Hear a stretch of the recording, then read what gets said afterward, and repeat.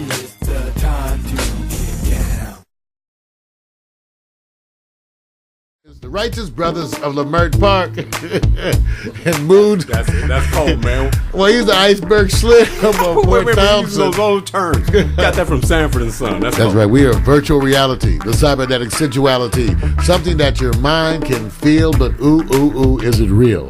Or is it inside your mind, deep in a cybernetic space and time? Seek, create, and then you'll find we are merely a fantasy. A fantasy. And the winds, 10 a.m. more or less, depending on the sabotage. Just be around. We try to have a great pre-broadcast going. Get your stuff and come watch us. Unscheduled broadcasts occur all the time. Remember, check out our TD Guide, packstereo.tv/TD Guide. We didn't want to confuse you. But the why. Why do we do the things that we do? Because it's the end of the world, damn it! It's not the end, man. All right, it's not the end. Don't be scaring people. Don't get scared. If you're watching the show, you probably ain't scared. Probably under the influence. No.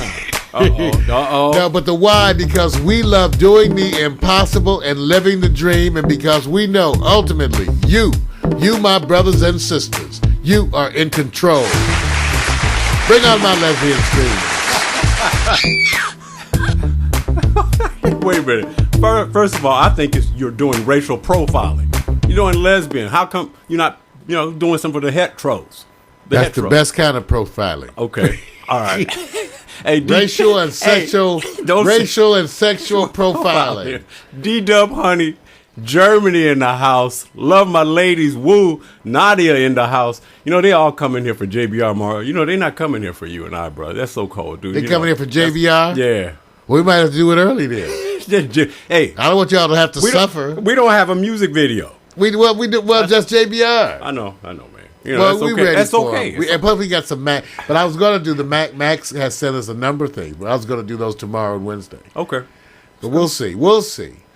We'll change it up. Yeah, we can change it up because they're in a crowded house, and I think, and I won't say anything right now, but one of those young ladies said they're ready to do a lap dance. Oh, let me see if I have any change. Wait a minute. I don't want to break any of these bills. I want to know if they can take coins. Yeah, that's right. I like how coins sound. I like to get those lap dances for credit. Those credit dances. That's wrong. All right, y'all. Okay, so everybody out there, hello. Yeah. Hello. We know that, it's the end of the world. Yeah, I know. Yeah, and we got to deal with this because it's the truth, you guys. We got to deal with this. Right. Look what's happening in Japan. Scaring the shit out of everybody. Yeah, man. It's not right. And let me give you the update, too. They've in the one area, they've actually had 3 of the reactors go down. And when they talk about a meltdown, okay, I went and did a little research on that. Basically it has to do with the fact that when these things overheat, what happened, this appears to be a problem with the cooling system. The power went out, right, jacked up the cooling system, causing the core to overheat. Then when it can overheat, they're talking about 2,200 degrees. That's a lot, man. I can't even comprehend the degree of heat. But for many of you who are old enough to remember the movie The China Syndrome, right? The whole concept dealt with the idea that a nuclear reactor could melt, and theoretically, guys said go burn all the way through the earth, right, and come out in China. Even though my reading suggested that the other side of the world for us is not actually China, it's the Indian Ocean. I'm just like Bill Nye, the science guy. Don't be saying, man. Don't be hurt. But anyway, so the whole thing is that we had previous accidents in Chernobyl, in the Soviet Union, in Russia. Right. And in that one, you had an explosion that sent a radioactive cloud that covered a big part of Western Europe. Right. Okay, so now the whole cancer risk and all those issues that come from that. Right. In our 3 Mile Island, you didn't have that kind of an explosion. You didn't have any leak. Okay, True. But okay, now with what's happening in Japan, you had a plume of steam, radioactive steam come out. Right. But supposedly it's been contained. Right. In other words, they have things so that as the core melts and it goes through the ground, they have things designed to try to catch it. Right. Well, this goes to show you, Japan being the most prepared country in the world for earthquakes. But who could be prepared for this, Vic? who can be prepared. And for those of us in California, I can tell you that after we had our last series of earthquakes, they were trying to talk about retrofitting California. Right. And they had this committee that was doing the recommendations for the retrofitting. 6 times they sent the recommendations back to the committee saying that they're too expensive. So I'm willing to bet here in California, right, there are no retrofits worth a damn. No. And Mario, just following up on what you was talking about here, you look at Chernobyl, the worst case disaster for a nuclear meltdown. They have a rating scale, the INES rating scale, which is the International Nuclear Event Scale. 7 is the worst. Chernobyl is the worst case scenario. They rank Japan's as a 4. Now, here's the question I had. Man, hey, look, you guys got all this information about what's happening with the earthquake. The bodies are now starting to come back into shore. So they got a couple of thousand bodies that's flowing in because when water takes you out, sometimes it comes back in. They got some success stories. They got one of the 60-year-old guy who was hanging onto his house. The day of, took him out almost about 10 miles Lost his wife. He took him on the roof. Right. And took him out to sea. Now, here's the other part that I'm tripping over. The latest explosion that occurred, I guess, right now, for us, was probably 24 hours ago. They had a second explosion. Try to guess why the second explosion occurred. Most of you guys are thinking, well, it's something that happened initially. This shows you how simple things are. It's like going out on a trip. You're going out to the club. You got everything set. You got your hair done, tails did, and everything else. I got to go there. And here's the part that gets me. You always forget something. Well, in this scenario, the second explosion was caused by, with the water, cooling the reactor and everything. The backup generator put in place. That's running. The second explosion came from running out of gas in the generator. Right. Now, how can you, on a level, have not these backup systems going like, well, how much gas do we have? Well, the backup systems were designed to last 12 hours. Right. So they don't have, so this is where it goes to show you. No one planned for anything like this. Right. The backups, so the cooling, then the gas, there's no electricity, you need gas or something to make the generators, blah, blah, blah, blah, blah, this and that. Right. And so it didn't go off. Now, the bad thing is that's 3 of them. Right. Okay. 1 and 3 are said to have melted down. Right. 2 right. is melting down. Right. 2 is melting down.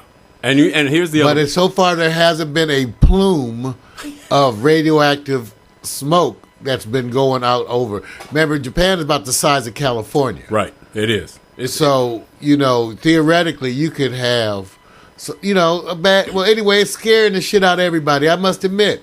How could you not be, and what's so different, we had a terrible tsunami in Indonesia. Right. Japan being as, mechanized with, all the technology that they have. Right. There's been so much cameras that are installed around. See everything. You get this right. We're experiencing this in such Almost a way, unprecedented, you guys. Never before have you been, even with Katrina, they got more cameras there than they did in New Orleans, okay? Yeah. So even with Katrina, you didn't get this degree of watching things happen. True.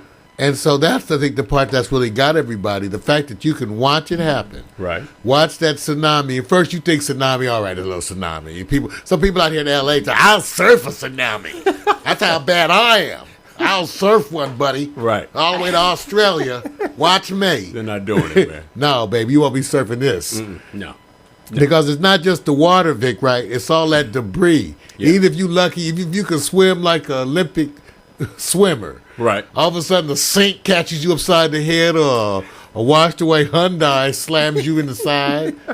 So, I'm not laughing at him. I mean, it's scary as shit. So, okay, let's take a look. Let's go to Al. By the way, everybody's been talking. You can get news everywhere. We like USA Today. Forget a lot of it. But, Al Jazeera, unprecedented coverage once again. And so we got to give it to them. And let's take a look, Vic, here, just at this piece, as they talk about the explosion at the nuclear plant. All right, you got to do it. This is the moment the worst fears for Japan's nuclear officials came true. A powerful blast at the Fukushima nuclear site, under 250 kilometers north of Tokyo. As Japan struggles to deal with one of the worst natural disasters in its history, there are now serious concerns about radioactive material leaks. A Japanese news channel reported the details of the explosion. Fukushima Power Plant number 1 following yesterday's earthquake, lost its cooling water or cooling function for its nuclear core. Prior to the explosion, the Fire and Disaster Management Agency said that they believe that part of the nuclear core in power plant number 1 had become exposed. This is the first time for the nuclear core to ever become exposed in Japan. Before the explosion, a Nuclear Safety Commission official said one of the 2 reactors on the site could be experiencing a nuclear meltdown. Cooling systems in both reactors failed when the massive 8.9 magnitude quake caused a power shortage. Before the blast, radiation 1,000 times above normal was detected in one of the control rooms. Japan's Prime Minister called the emergency the #1 priority over and above the search and rescue effort. An estimated 15,000 people have already been evacuated from around the site. Meanwhile, pictures continue to emerge, taken during the quake, its aftershocks and the subsequent tsunami.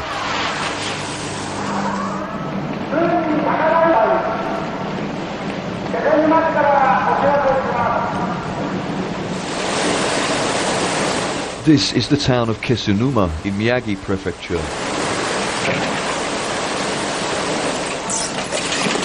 The terrifying moments when the tsunami engulfed its streets.